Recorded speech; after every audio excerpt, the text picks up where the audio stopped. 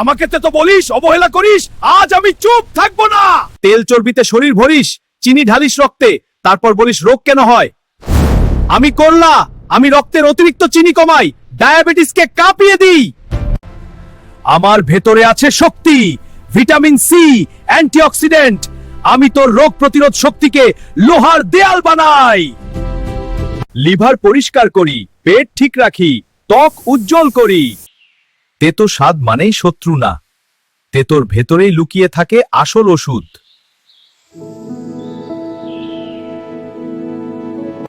আমাকে ফেলে দিলে তোর শরীর একদিন তোকে ছেড়ে দেবে। আমি তেতো, কিন্তু আমি যোদ্ধা, আমি করলা, তোর শরীরের নীরব রক্ষা।